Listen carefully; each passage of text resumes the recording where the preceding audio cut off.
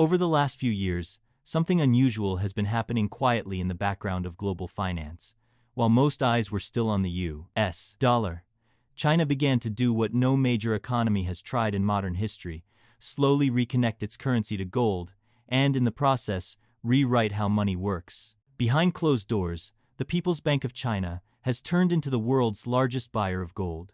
At the same time, Beijing expanded the Shanghai Gold Exchange, opened new vaults in Hong Kong, and started stitching together a gold corridor across BRICS nations, a network designed so that yuan can be swapped for physical gold, not just numbers on a screen. At its core, this is a bet on something the dollar has been losing: trust. Gold can't be printed, it can't be frozen by sanctions, it doesn't default like bonds. And now, as of July 2025, gold sits at the top tier of bank assets under Basel III, treated on par with cash. Many analysts believe the next step is even bigger: gold recognized as a high-quality liquid asset, a base for borrowing and development, no U.S. Treasuries required. A parallel financial system is quietly forming.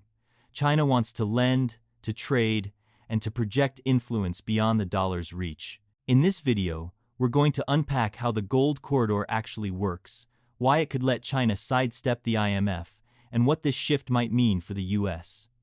the dollar, interest rates, commodities, and investors like you. So, stay with me until the end of the video, because the story behind China's gold strategy may be one of the most important financial developments of our time. Before we dive into how China is attempting to rebuild the global financial system, we need to step back and understand why the world began searching for an alternative in the first place. And that story begins with a single idea, simple on the surface, but powerful enough to move nations: trust. For more than 70 years, countries anchored their financial security to the U.S. dollar. At its peak, the dollar made up nearly 70% of global reserves. Governments stored their national wealth in U.S. Treasuries because, for decades, those bonds were considered the safest assets humanity had ever created. The dollar wasn't just a currency, it was a promise. But that certainty cracked in 2022. When the United States and Western allies froze roughly $300 billion of Russia's foreign reserves, the world witnessed something that couldn't be unseen. Regardless of politics, the message was unmistakable: if your reserves live inside the dollar system, they are only yours as long as the system allows it. With one decision, wealth can be locked, controlled, or made inaccessible. Quietly, countries began asking themselves a different kind of question. If this could happen to Russia, a nuclear superpower, what could happen to us if our interests one day collide with Washington's? That moment triggered a deep shift beneath the surface of global finance. Confidence in paper assets wavered. Central banks, especially in emerging markets, started reducing their exposure to U.S. Treasuries. They sold dollars, and slowly at first, then faster, they turned to gold. China's behavior made the pattern impossible to ignore. For years, its official gold reserves barely moved. But the moment the Trump-era trade war and tariff threats emerged, China's accumulation went vertical. And unlike before, Beijing didn't hide it. It made its buying public, almost theatrical, an open signal to the world. Look at our gold. We're preparing to reduce our dependence on U.S. debt, which means we're preparing to reduce our dependence on the dollar. Zoom out, and the trend becomes global. Analyst Luke Roman notes that in just months, gold's share of world reserves is set to surpass U.S. Treasuries for the first time in modern history. The dollar's dominance, meanwhile, has slipped to lows not seen in decades. China's official reports say it holds around 2,300 tons of gold, but estimates from J.P. Morgan, Bloomberg Economics, and the World Gold Council suggest the real figure may be between 3,000 and 5,000 tons. The message is clear. The dollar is losing ground, and gold is returning to the center of the stage. And the real plot twist? Gold's quiet elevation to a Basel III Tier 1 asset, an obscure change that few noticed, has opened the door to everything that comes next. So hit the like button, and let's keep going. For decades, gold sat on the sidelines of global finance. Under the old Basel rules, it was classified as a Tier 3 asset, meaning that even if a bank held $1 billion worth of gold, it was allowed to count only half of that value on its balance sheet. The system was designed so that gold could be stored, admired, even hoarded, but never used as a true financial instrument. Then Basel III arrived, and the ground shifted. Gold was upgraded to a Tier 1 asset, recognized at 100% of its value, and treated almost like cash. It was a major leap forward, yet still not enough for gold to move into the heart of the financial system. Because even with its new status, gold couldn't serve as collateral for lending.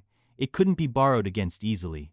And it remained excluded from the overnight repo markets, the very plumbing that keeps global finance moving, dominated almost entirely by U.S. Treasuries. And this is where China steps into the story. Above Tier 1 assets sits an even more elite category, high-quality liquid assets, or HQLA. These are the safest, most stable, most universally accepted forms of collateral in the world today, and U.S. Treasuries rule that domain.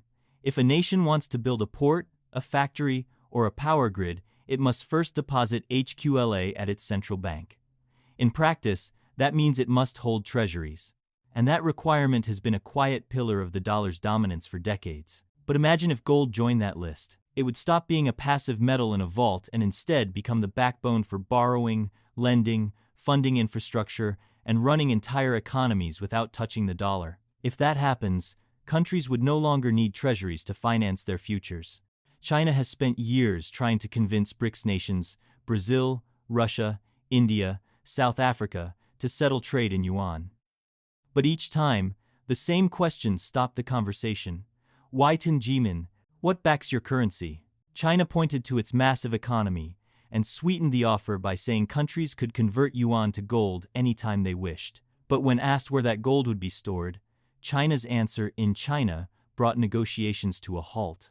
Until the most recent BRICS summit, when Beijing arrived with new proposals bold enough to change the game and perhaps, for the first time, give the yuan a real shot at challenging the dollar. Let's keep going.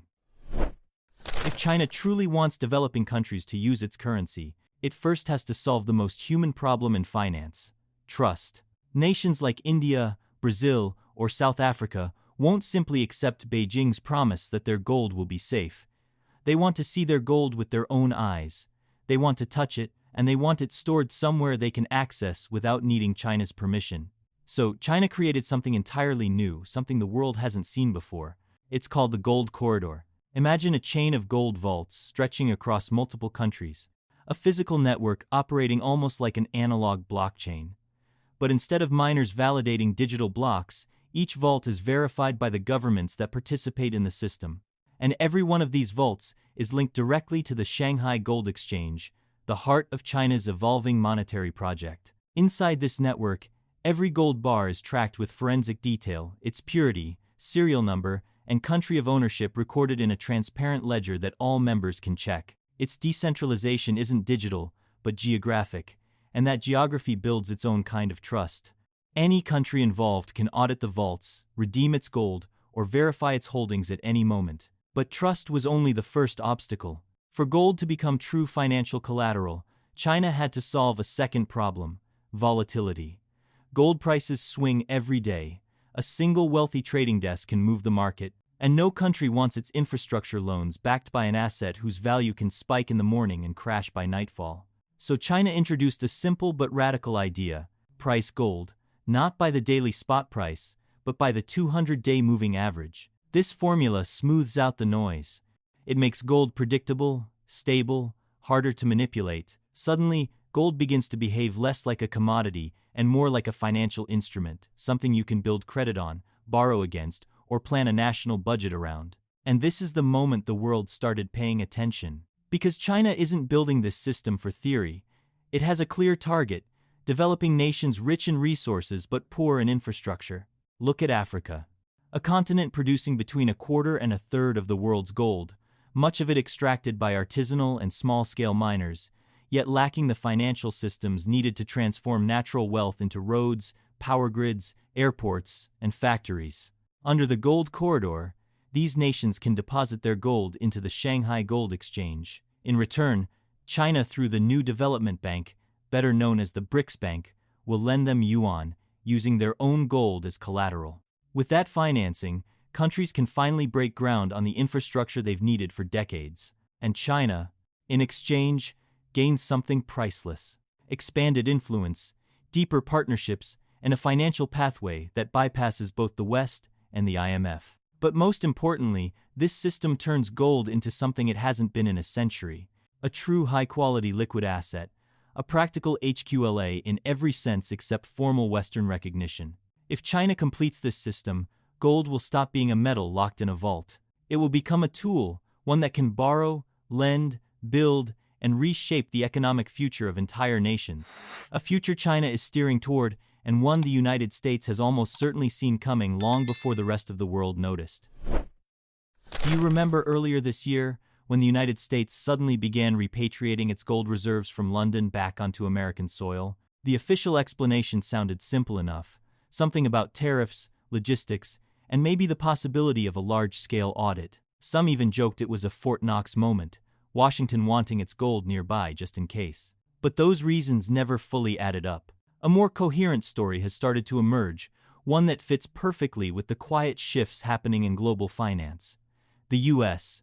isn't acting in a vacuum. It can see exactly what China is building. It sees the rise of the gold corridor, the expansion of Chinese vaults across Asia, the Middle East, and Africa, and the unmistakable architecture of a parallel financial system beginning to take shape. And in that emerging world, physical gold matters again. Washington may have realized that if the global economy is moving toward a model where gold must move physically, where partner nations can demand redemption in metal, not paper claims, then the critical question is no longer where is the gold recorded, but who actually holds it in their hands, and who protects it. And if the U.S. intends to remain a central power in this new system, one thing is clear: it cannot allow a large share of its gold to sit in another country's vaults, even if that country is the UK. It needs full, physical control inside its borders.